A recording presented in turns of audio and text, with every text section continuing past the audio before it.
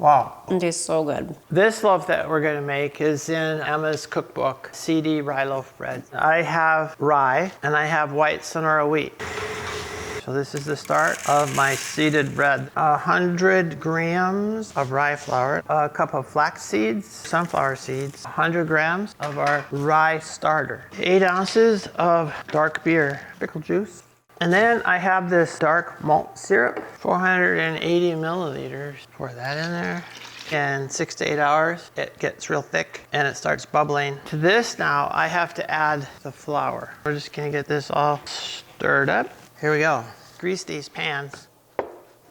I put these aside now for about an hour and a half, and everything will be beautiful.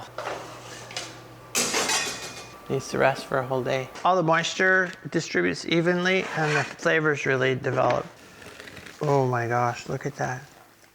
Now, I brought this back with me from Finland. The way it works, the dough is mixed in here and then it's never cleaned. So you always have your starter right here built in. This thing here is from a pine tree. And this is what would be used to mix the dough.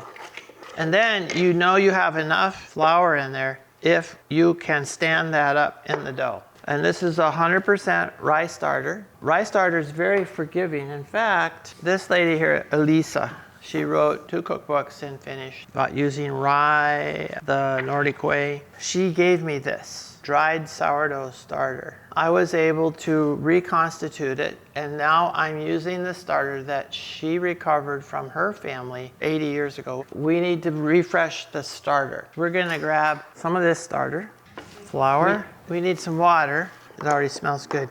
This would be our starter for the next day. This is 100% rye, salt, sourdough. That's it. We start with 600 milliliters of water, starter, flour, 1 tablespoon of salt.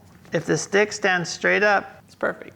What I did here is made the poolish, put it in this mixing bowl. This is the flour to finish off this dough. 100% rye. Make it a nice little ball there. Across and across. Some people say that's blessing the bread. It will show me as the bread rises that it's coming apart. Put it to the side. We got a lot of lift off of this. This dough looks really, really good. Gonna gently shape it, and we'll give them about an hour, and then we'll throw them in the oven.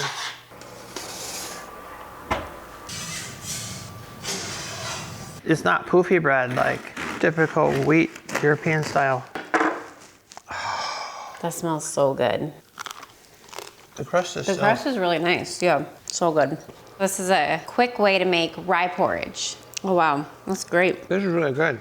And you made this last night? Yeah, you would start with coarse ground rye and boil it for about 20 minutes. And that's gonna help bring out the starches from the grain and make a really smooth and creamy porridge. Grain salads are such an easy way to enjoy grains, and look how quickly this salad came together. Wow, that's delicious. So we're gonna make a roasted sweet potato rye salad. So you think of rye as rye flour, using it in bread, but if you boil it for about an hour, you can actually eat it as a whole grain, and this is so tasty just on its own. We have the rye berries, the roasted sweet potatoes, blue cheese, walnuts, bacon, of course. Bacon and rye go really well together. Whiskey-soaked sultanas or raisins, whatever you have. Golden raisins, just some big juicy raisins, and they plump up in that whiskey. We have our grainy mustard and maple syrup dressing. I'm gonna just toss all that together. Just plate this up. That's nice. It's so good on its own, actually. What a great recipe. I like it.